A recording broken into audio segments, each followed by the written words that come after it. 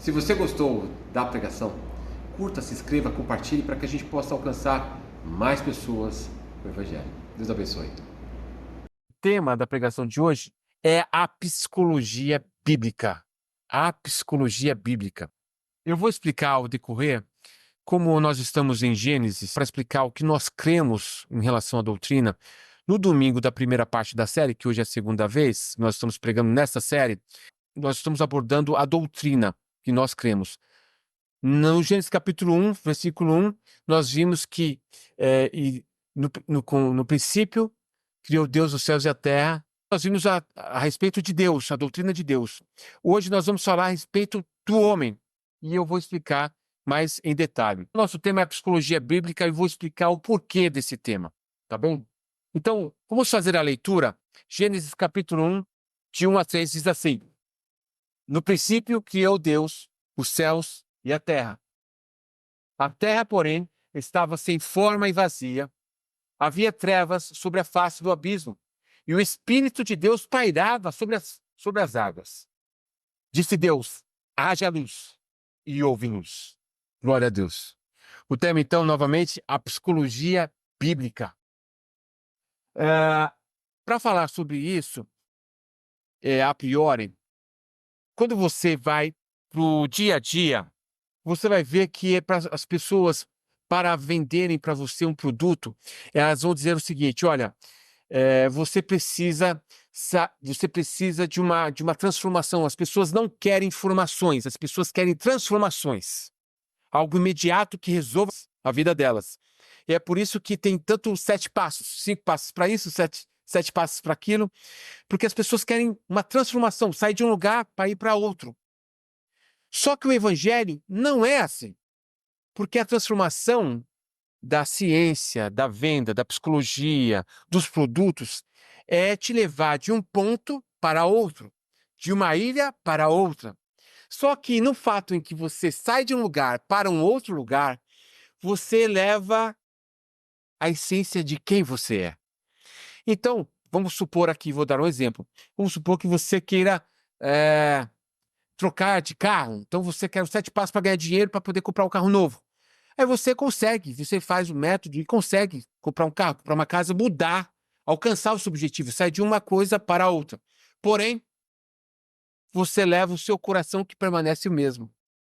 Então, os mesmos problemas que você tem com um carro, com uma situação, quando você muda de lugar, você muda de casa, você muda de carro, você é a mesma pessoa. Os mesmos problemas continuam. E pior, isso pode até acarretar em coisas piores, quando a essência do problema não é tratado, que é o coração do homem. Então, ao invés de ter 7 passos para te levar de ponto 1 ao ponto 2, o evangelho é uma transformação dentro de nós. É onde você está, você é transformado. E para isso, é necessário o quê? Informação, conhecimento. O Evangelho nos abre a mente para pensar biblicamente, entender e compreender os caminhos de Deus. E por isso, essa série sobre a teologia da aliança. Nós estamos ainda no começo, para dar os fundamentos. No domingo passado falamos sobre Deus, hoje falaremos sobre o homem. Então, ouvir e entender e conhecer isso é que vai levar à maior transformação que o homem pode receber, que é a transformação do seu homem interior. E aí, consequentemente, todas as outras transformações periféricas são consequências de uma bênção muito maior, que é a transformação que só o Evangelho pode trazer. Então, para essa transformação não existe 7 passos, não existe 3 passos, não existe algo miraculoso, um método rápido. Existe o conhecimento da palavra de Deus, como ela é, como ela se apresenta. Então, falando sobre isso, nós vemos aqui no versículo 2 de Gênesis capítulo 1, que fala assim: a terra, porém, estava sem forma e vazia. Havia trevas sobre a face do abismo, e o Espírito de Deus pairava sobre as águas. Bem, é nesse texto que nós vamos falar sobre o coração do homem. O coração do homem. É interessante porque da onde nós vamos tirar alguma coisa daqui? Agora, nesse momento, como é um assunto extenso e mais doutrinário, eu vou dividir em 2 partes. Hoje eu vou fazer uma introdução, apresentando qual que é o fundamento, qual que é as informações cruciais para a gente olhar para esse texto e entender as maravilhas que esse texto fala a respeito do coração do homem. E depois, na próxima vez, falarei especificamente sobre a psicologia bíblica, mas vou fazer uma introdução hoje. Muito bem. A primeira questão é o seguinte: quando nós chegamos em Gênesis capítulo 1, a primeira pergunta é: como devemos interpretar Gênesis capítulo 1? Qual é a forma? Tem muitas formas de serem interpretadas, mas basicamente existem duas. A primeira é a forma humana. Como que é a forma humana interpreta Gênesis capítulo 1? Bem, quando as pessoas olhem a Bíblia, abrem a Bíblia, elas vão tentar traduzir ou interpretar a Bíblia baseado nas suas experiências, no seu conhecimento, baseado na sua formação teológica ou psicológica. E aí as pessoas vão fazer pressuposições ou ideias que o texto não fala. Então, a lente de como as pessoas vão ler a Bíblia é: bom, eu vou interpretar de acordo com o meu entendimento, baseado com a minha experiência. Então, essa é a forma humana.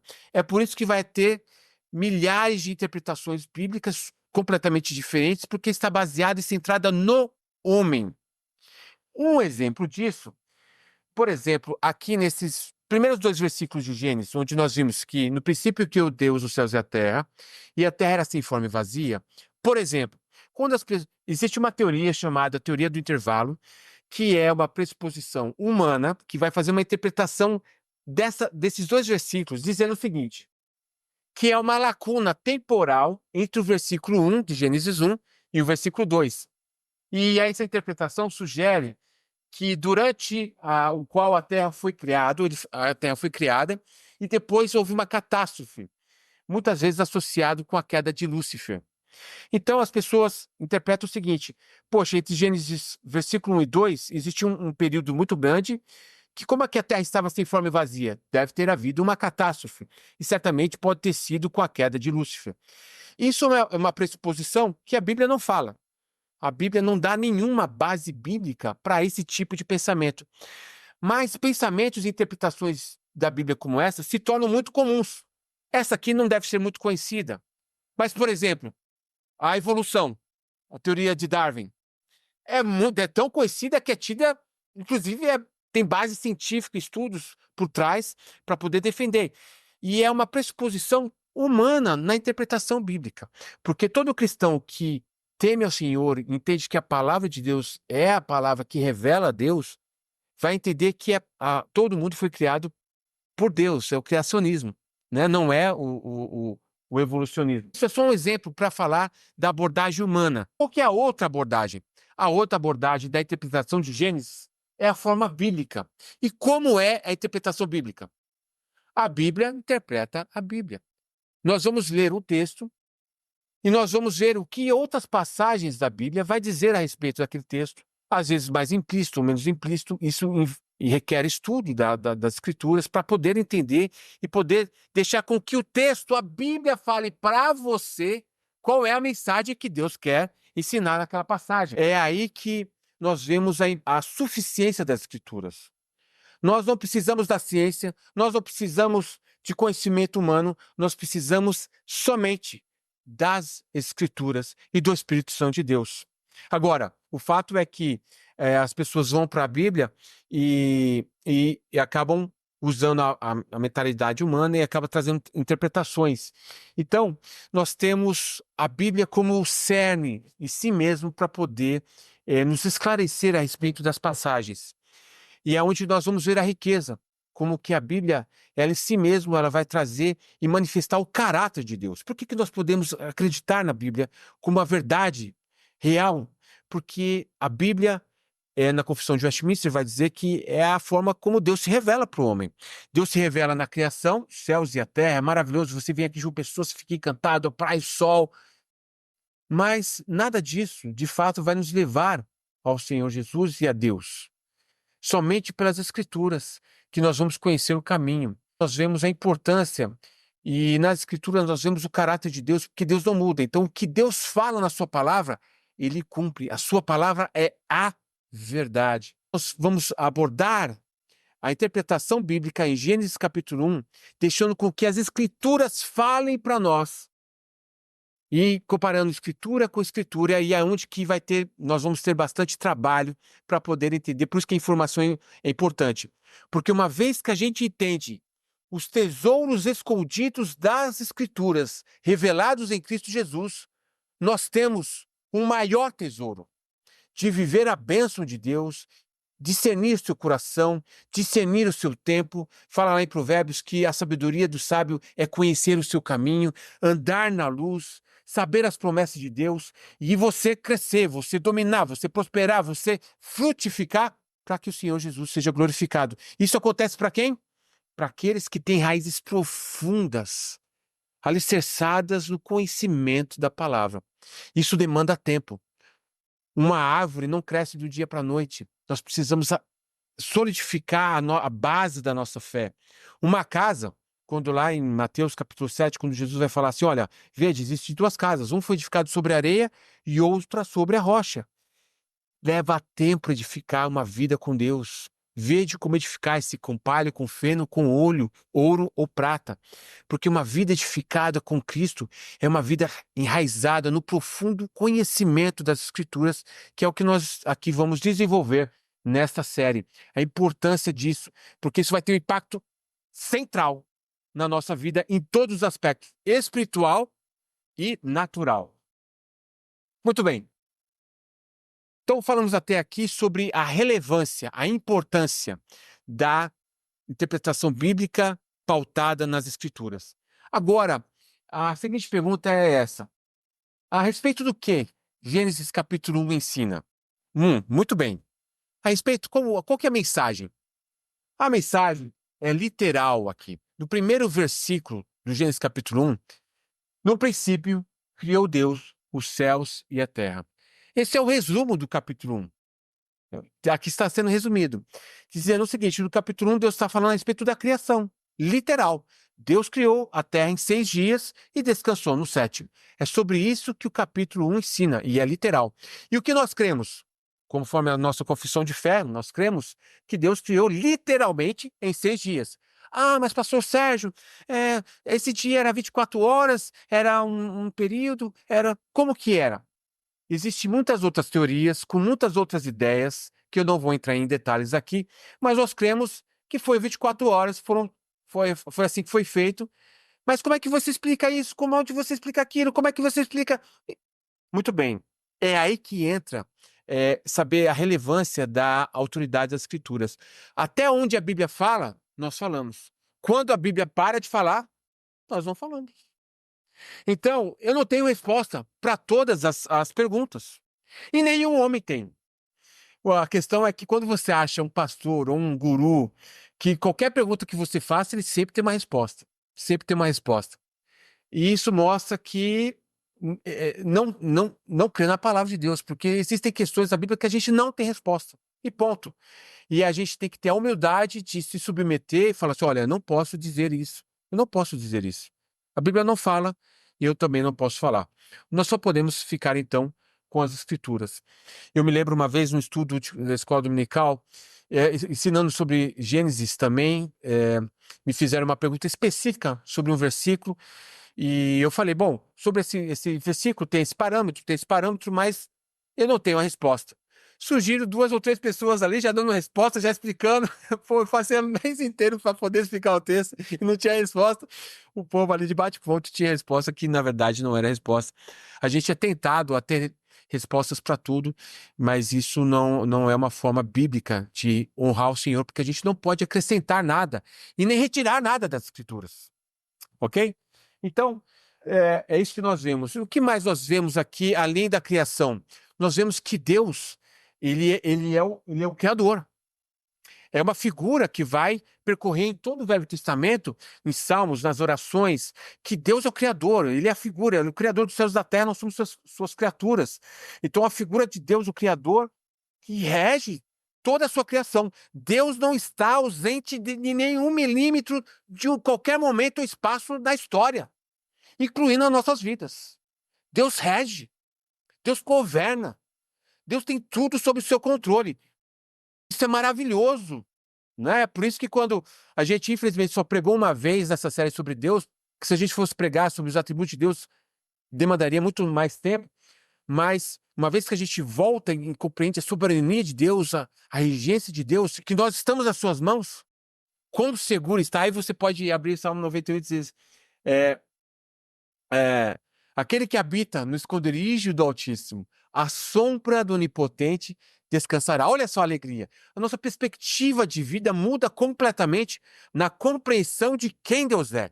E como isso é importante, porque isso vai refletir na ansiedade, no medo, na dúvida, nas decisões. Quando você tem esse entendimento da grandiosidade de Deus, sua vida fica muito mais próspera, assertiva, porque você compreende que você está na mão do Deus Redentor. Bem, mas é assim que as pessoas geralmente pensam sobre Gênesis? O que as pessoas geralmente pensam a respeito sobre Gênesis 1? Elas pensam que Gênesis é um mito, é uma lenda. É por isso que nós vemos que a teoria de Darwin sobre evolucionismo, lembrei agora, no estudo bíblico em São Paulo, uma moça estava fazendo medicina na escola lá, a mais famosa lá de São Paulo, e ela me fez fazer perguntas, e eu perguntei para ela assim, quantos dos seus professores crê no criacionismo? Ela, com muito orgulho, disse assim, nenhum. Eu falei assim, pois é, esse é o problema. Você só está vendo um lado da moeda, você não está vendo o outro lado. Então, hoje a ciência, na sua maior... Não quer dizer que não tenha pessoas que creem no criacionismo, mas na sua maioria as pessoas não creem que a Bíblia ela revela que Deus é o Deus Criador. E então, quando olham para Gênesis, vem como se fosse um mito, uma lenda. E mesmo em igrejas protestantes, se vê Gênesis como somente uma historinha, não se leva muito a sério ali, ou se desvirtua muitas coisas que vão ter implicações em toda a vida cristã, porque se considera Gênesis como um mito, uma lenda. Mas o que a filosofia fala a respeito de Gênesis? O que Gênesis 1 ensina? Entre muitas coisas, eu vou só pegar uma delas, sobre o deísmo. O que é o deísmo? O deísmo diz o seguinte, que Deus criou o mundo como um relojoeiro, ele fez o relógio, deu corda e deixou funcionando sozinho. Significando dizer que, olha, eu te dei uma cabeça, eu te dei 2 braços, 2 pernas, filho, vai lá e trabalha. Deus não interfere na sua vida, Deus não presta conta do que você faz, vai lá e viva a sua vida. O homem pensa que isso é liberdade. Então eu prefiro crer num Deus que eu posso fazer do jeito que eu quero, posso viver, porque Deus não interfere na minha vida. Deus está preocupado com muitas outras coisas, Ele não vai se preocupar com o meu dia a dia, eu posso viver a minha vida a meu bel prazer. Deus é um Deus distante, um Deus longe, Ele não se faz presente, e nessa teoria não se crê na palavra de Deus, não se crê em milagres, não crê que Deus interfere na história, e nessa filosofia acha que Deus pode ser conhecido pela razão, pelas experiências, né? Por isso que, pela observação da natureza, por isso que há muitas das pessoas que creem em um Deus pelas suas experiências. Ah, eu fui curado. Ah, Deus me livrou de um acidente. E ali ela vai criando um Deus baseado nas suas experiências, nas suas razões e olhando a natureza. Por exemplo, isso tem sido muito comum, recorrente, atualmente, evangélicos usando a observação natural, dizendo que é evangelho quando não é evangelho. Por exemplo, recentemente eu vi um caso de um rapaz falando assim, olha, você tem que frutificar. E você abre um fruto, abre e você conta quantas sementes tem naquele fruto. Mas quando você pega uma semente, você nunca sabe quantos frutos vão dar aquela semente. Não é verdade? É verdade. É a natureza, é a revelação de Deus? É a natureza de Deus. Mas, se isso não estiver atrelado aos fundamentos do Evangelho, que é o que nós vamos ver aqui hoje, pregar Jesus pelo conhecimento, pela filosofia natural da natureza, não é Evangelho. Evangelho é pautado pelos princípios bíblicos do que o Evangelho faz, que é crucial, que é o que nós vamos ver aqui hoje. Então, existe uma mistura muito grande da sabedoria humana, da sabedoria da filosofia natural, mesclando com o evangelho e dizendo que todo mundo tem Jesus, todo mundo é aceito, quando na verdade não é verdade. E só quem conhece e discerne são aqueles que têm o conhecimento das Escrituras.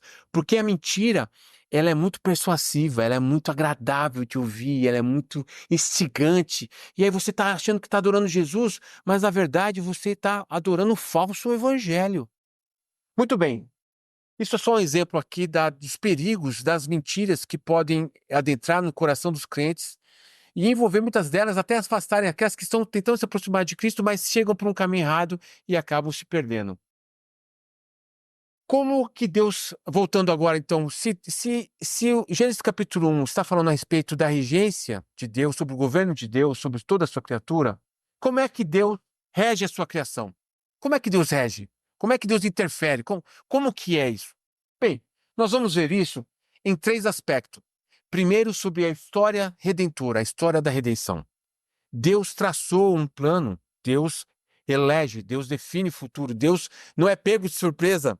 Deus é um Deus que vê o presente, o passado, o futuro e sabe, existe uma história redentora que se inicia na criação com Adão e tem o seu clímax em Cristo Jesus. Então, durante todo esse trajeto, onde Deus vai se revelando progressivamente na história, Deus vai se revelando para o homem através da sua palavra, que hoje está compilado e fechado, não existe mais nenhuma revelação a ser adicionada. Deus vai se revelando, vai se falando por meio da sua palavra, e essa é a história da redenção. E dentro da história da redenção, nós temos a teologia da aliança, que são as estruturas de como Deus vai se revelando tempo a tempo. Então, no começo, Deus estabelece uma aliança, um pacto com sua criatura. Imagine, lá na Confissão de Fé de Westminster, vai dizer assim, que Deus, um Deus grandioso, maravilhoso, ele condescendeu com a sua criatura para se relacionar com ela. Só o fato de nós sermos criaturas de Deus, nós já deveríamos, por obrigação, adorá-lo. Mas ele, mais do que isso, ele se condescendeu, estabeleceu uma forma de se relacionar com o homem, estabelece os pactos, as alianças, que é um relacionamento com o homem. Então tem o pacto e aliança com Adão, com Noé, depois com Abraão, depois por meio de Moisés, depois com Davi, depois a profecia sobre a nova aliança e o cumprimento em Cristo Jesus, o cumprimento dessa história de redenção baseado na teologia da aliança. Então, progressivamente, Deus vai se revelando, e dentro dessa forma como Deus vai falando, Deus entra no terceiro ponto aqui que eu queria falar, que é a respeito da tipologia, tipos e antitipos. O que é isso? Quando Deus estabelece a história da redenção, coloca uma estrutura das alianças com as suas criaturas, Deus tem uma forma de agir que se repete ciclicamente na história. Isso é muito lindo. É, então, Deus tem formas como Deus estabelece. Por exemplo, no Gênesis capítulo 1, Deus criou em 6 dias e descansou no sétimo, não é isso? Depois você vai ver esse sétimo aonde? Depois lá na lei, que é o sábado, não é isso? Então você vai vendo ciclicamente como que Deus vai se revelando com padrões de como ele age. Quando você entende a tipologia, seus significados e os padrões de como Deus age, bum, você compreende, você tem entendimento para você, então, viver intensamente para a glória de Deus e aplicar na sua vida e sair na frente, ter a vida abundante que Cristo dá na sua palavra.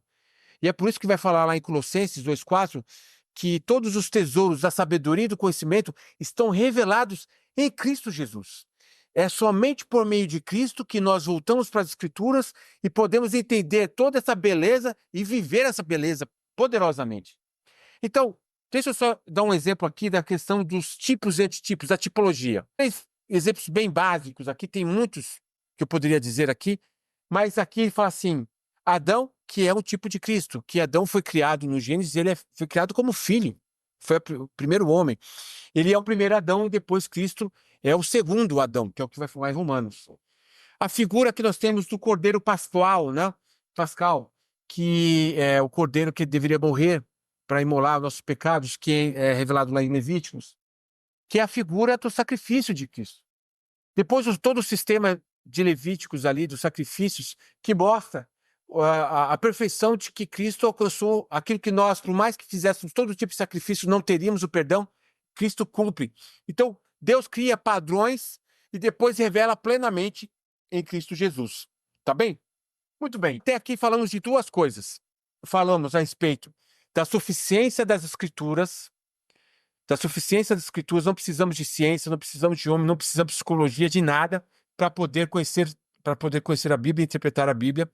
A Bíblia é suficiente. E falamos como que Deus rege a história no Gênesis capítulo 1 por meio da história da redenção, da teologia, da tipologia bíblica.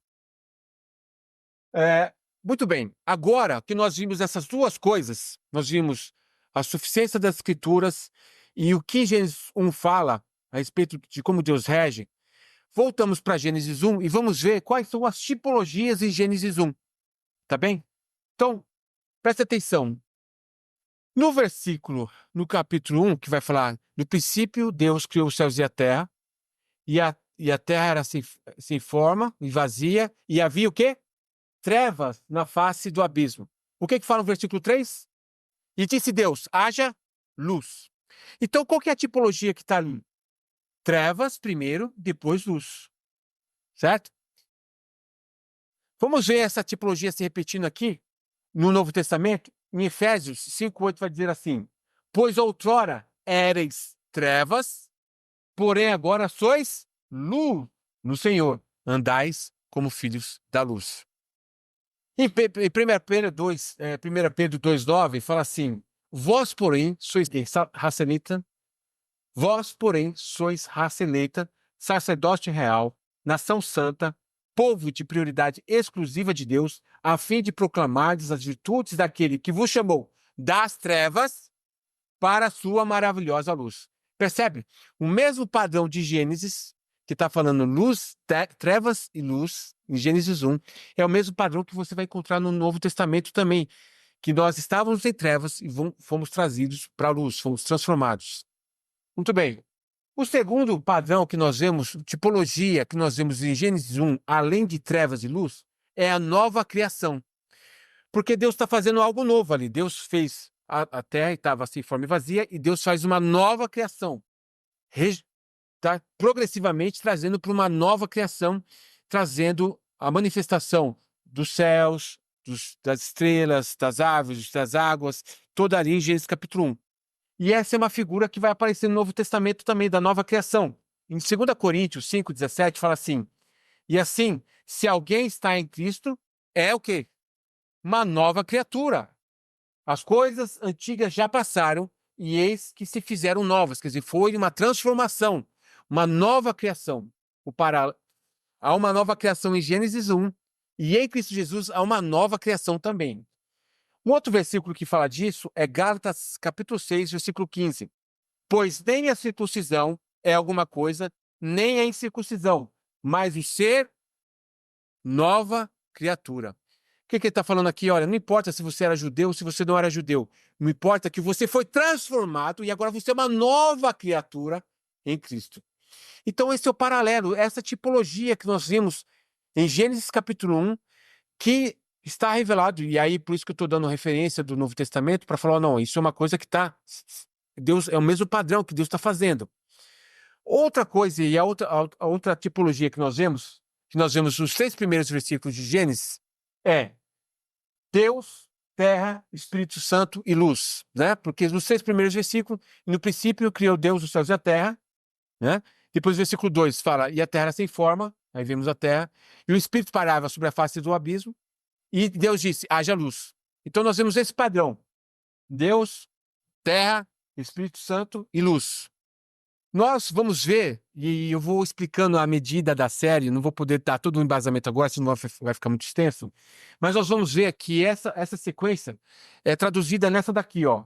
Deus, o homem, o Espírito Santo e Cristo. Eu estou dizendo que a terra faz menção ao homem, ok? Eu vou explicar e vou dar mais embasamento isso nas próximas pregações. E que a luz é a figura de Cristo. Bom, a figura de Cristo é mais fácil de provar, porque quando você vai para o Evangelho de João, fala assim, e nele estava a vida, e a vida era a luz dos homens. Não é isso? Então, Jesus, e eu vou explicar isso mais adiante. Mas então essa é a outra tipologia que nós vemos lá em Gênesis 1. Deus, o homem, o Espírito Santo, Jesus Cristo. Tudo isso para dizer que o versículo 2 de 1 Gênesis está tratando a respeito do homem. E eu vou explicar com mais detalhe isso adiante. Muito bem. Vamos agora voltar tudo isso para dar um embasamento para poder falar sobre a psicologia bíblica. Aí você pode perguntar para mim, mas Sérgio, você não acabou de dizer que a gente não precisa de ciência, a gente não precisa de nada, a Bíblia é o suficiente para a gente interpretar a Bíblia?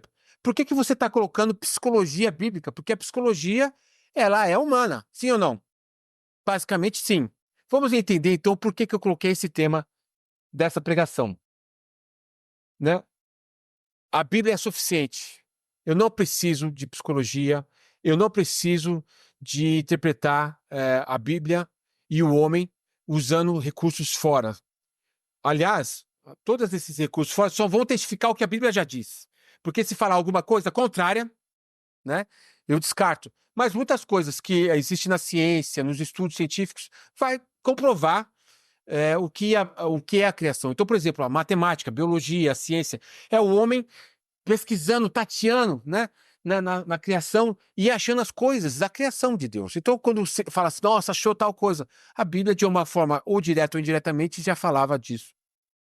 Então, nós precisamos somente das Escrituras para interpretar o coração do homem. E o que é a psicologia? Então, eu vou fazer aqui esse paralelo aqui para a gente poder entender em que sentido a pregação e a interpretação do que eu estou fazendo aqui sobre a psicologia bíblica tem um paralelo com relação à psicologia. Eu vou explicar agora.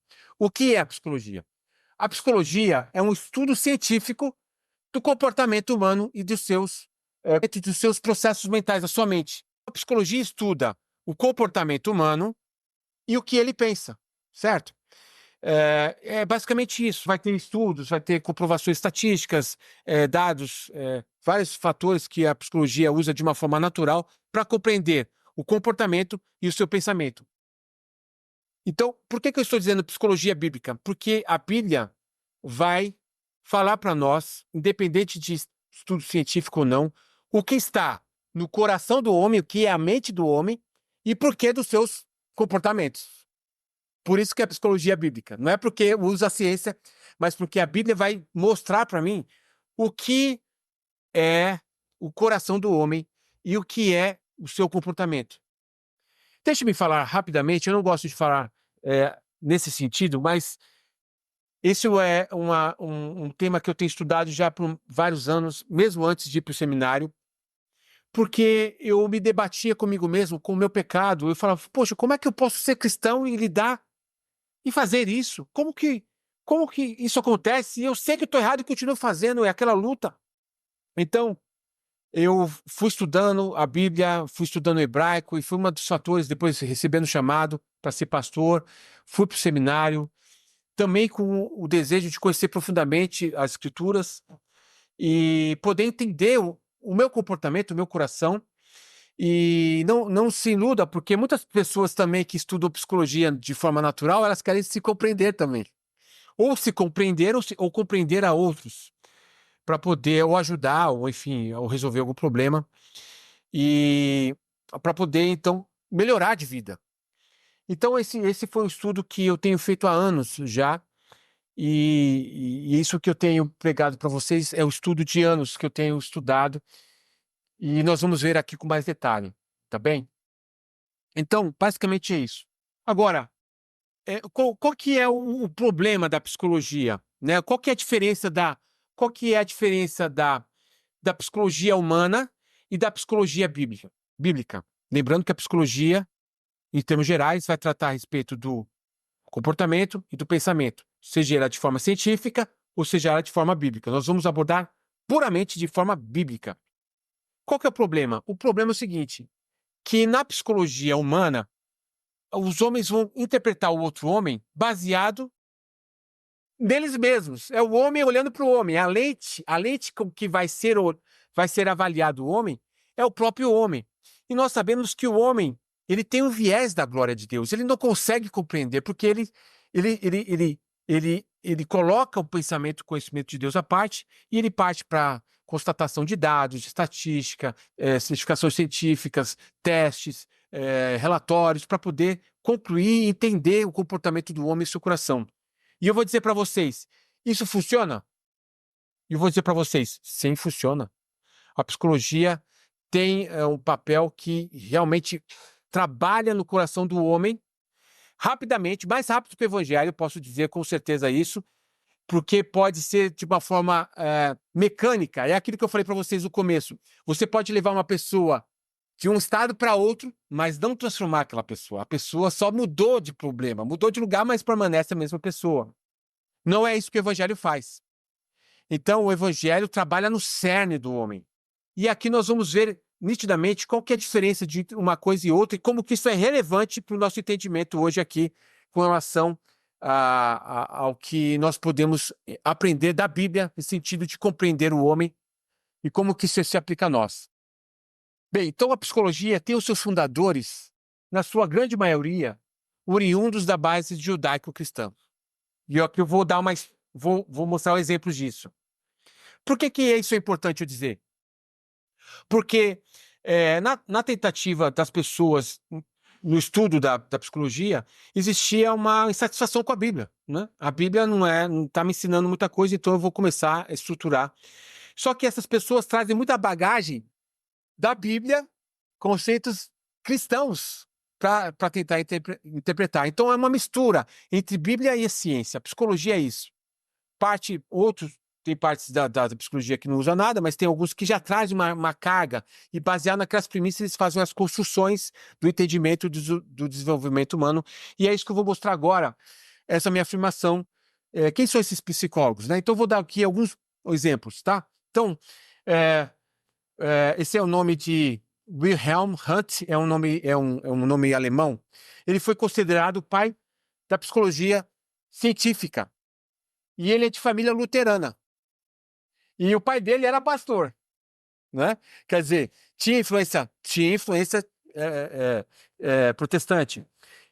William James, ele foi a figura central no desenvolvimento da psicologia nos Estados Unidos. Ele é vindo de uma família protestante também. Freud, o famoso Freud, fundador da psicanálise, ele nasceu numa família judaica que morava em Morávia, que é hoje a República Tcheca. John Watson é o fundador do behaviorismo. Ele foi criado no lar batista conservador. E sua mãe é muito religiosa e queria que ele seguisse o ministério pastoral. Jean Piaget, quem nunca ouviu Jean Piaget para criança, que desenvolveu a teoria cognitiva para criança, ele é de uma família protestante da Suíça. Kurt Lewin, fundador da psicologia social moderna. Ele nasceu em uma família judia da atual Polônia. Abraham Maslow criou a hierarquia das necessidades.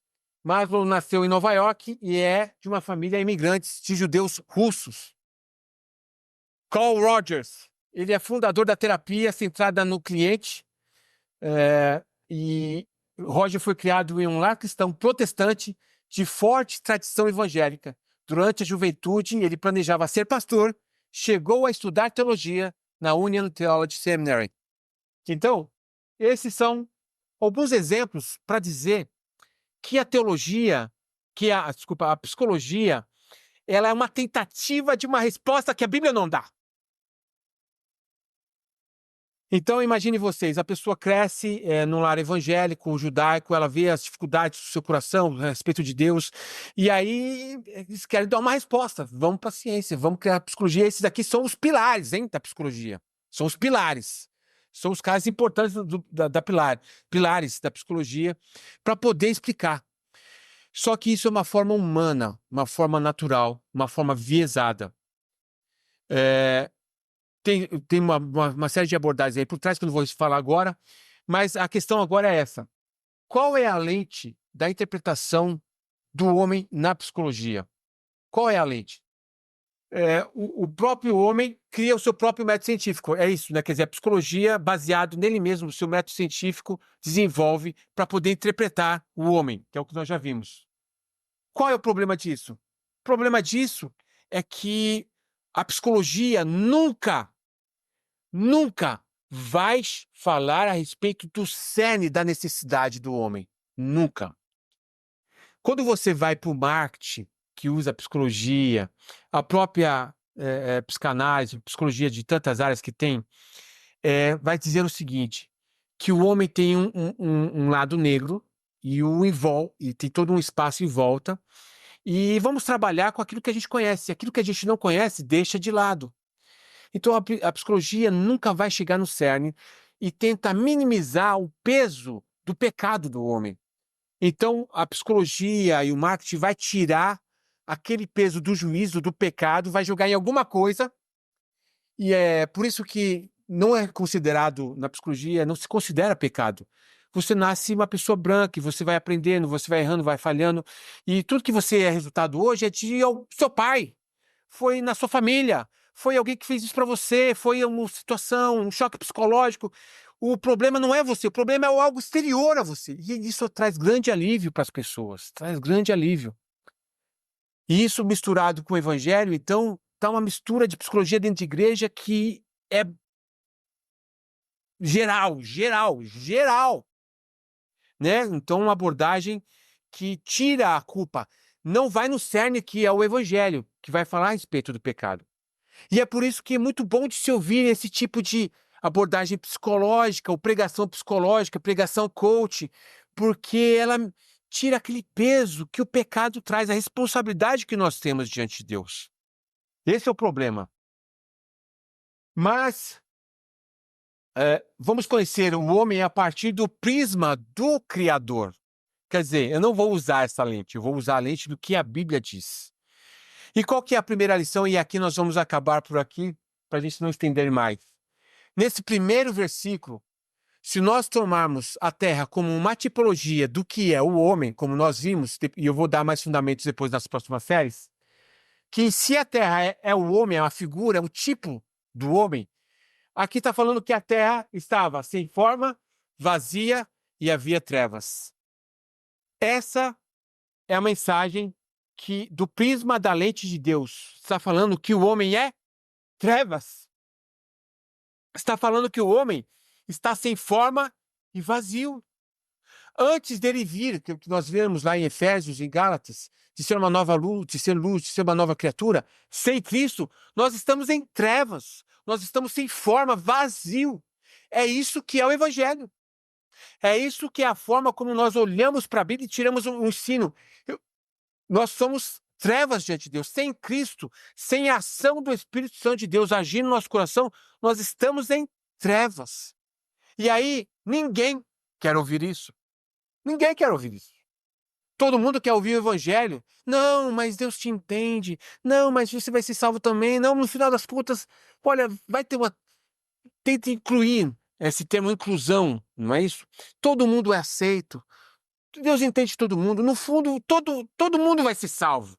Tudo, no fundo, Deus é tão bom que no fundo vai ter o segundo tempo ali, e vai ter o intervalo, e vai ter a prerrogativa, e vai dar certo. Mas isso não é o evangelho. Então as pessoas não querem ouvir que elas são pecadoras, que elas estão em trevas, estão culpadas, que elas irão ao inferno. Não querem ouvir isso. Mas isso é evangelho. Não tem como se falar da luz sem antes falar das trevas. É isso que nós extraímos desse texto. Ora, quando Jesus vem e começa a pregar, qual é a primeira mensagem de Jesus? Arrependei-vos. Antes de Jesus, precursor, João Batista, o que ele pregava? Arrependei-vos. Quando Jesus morre, sobe aos céus, manda os seus discípulos, qual que é a primeira mensagem de Pedro, Atos capítulo 2? Arrependei-vos. Arrepender é uma mensagem, arrependimento é uma mensagem de confronto. É uma mensagem de falar assim, você está errado, você está indo para as trevas, você precisa mudar. Mas ninguém quer ouvir essa mensagem. O que que nós queremos ouvir e qual que é o nosso cumprimento na virada de ano? Muita paz, muita saúde, muita prosperidade, muito dinheiro no bolso. Não é esse o cumprimento que todos os anos você ouve? E isso vai mudar as pessoas? Isso vai fazer algum efeito? Só psicológico, só positivismo. Porque, na verdade, o que as pessoas precisam ouvir? Se arrependa. Você precisa voltar para Jesus. Se esse ano não deu certo, não vai continuar dando certo o próximo ano. Ah, mas eu consegui minha riqueza. Mas o que adianta você ganhar o mundo inteiro e ir para o inferno? O que adianta ganhar sua alma e ganhar o mundo e perder sua alma? É essa a mensagem que nós chamamos aqui, que a lente de Deus para olhar para nós é reconhecermos que nós somos pecadores, nós somos trevas, nós somos sem forma e vazio sem Cristo Jesus. Mas não para por aí. No versículo nós vemos o quê?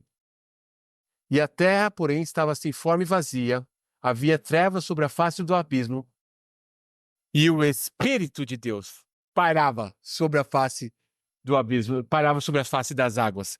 Ora, essa é a graça de Deus, essa é a graça de Deus, ou seja, por mais que o homem esteja nessa condição de trevas, de incondição de ser transformado, Deus age com o seu Santo Espírito, preparando para arrependimento, para levar a Cristo Jesus.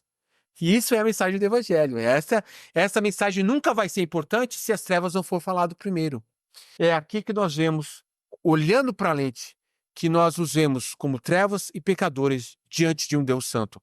E aqui, só para confirmar aqui em Romanos, aqui é uma figura que eu fiz rapidamente, só para ilustrar. Então, no capítulo 2, a terra sem forma e vazia, que faz menção ao comportamento, que é o que eu vou destrinchar isso nas próximas pregações. E as trevas é a mente da natureza do pecado, é o cerne do homem, né? O homem sem Deus, ele é trevas. Quando ele se converte, se arrepende, então ele tem a luz, ele é transformado em filho de luz, filho da luz. Então, só uma figura para ilustrar. Mas em Romanos 3, 23, fala assim: porque todos pecaram e destituídos estão da glória de Deus. Esse é o ponto.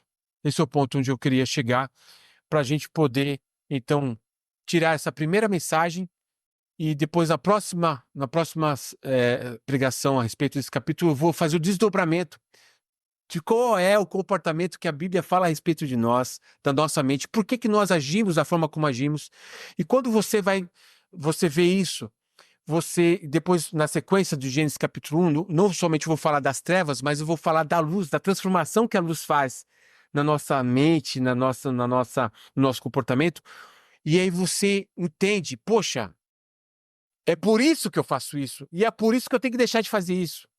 Então você começa a compreender a vida de Deus, o pecado e todas essas coisas, e você então passa a ser um homem que tem a sabedoria de Deus para frutificar e andar na perspectiva de Deus.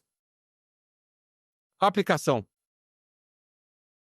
Se nós não entendermos isso, nós vamos ser levados pelo evangelho coach, pelo evangelho fácil, pelo evangelho que canta música, fala de problemas, fala de soluções, 7 passos para o seu casamento, 7 passos para criar seus filhos, sua prosperidade.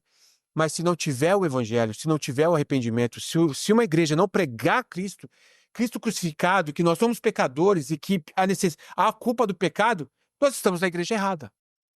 Estamos na igreja errada. Isso aqui é o centro do evangelho. Arrependei-vos, é o centro do evangelho. Segunda coisa, quando nós abordamos a respeito para falar de Jesus, nós precisamos falar de arrependimento com o povo. Se eu creio em Cristo e entendo a palavra de Deus, de alguma forma, eu tenho que achar um jeito de poder comunicar para a pessoa, falar, olha, sou estado de trevas. E não tenha medo, não tenha medo de falar, porque é isso que vai levar as pessoas a serem transformadas. É a palavra de Deus, não é técnicas de evangelismo, não é técnicas de persuasão. Veja bem, traz aquele ditado do pegadinha gospel, ou, né, leva a pessoa para a igreja, faz amizade, tenta a pessoa ficar lá.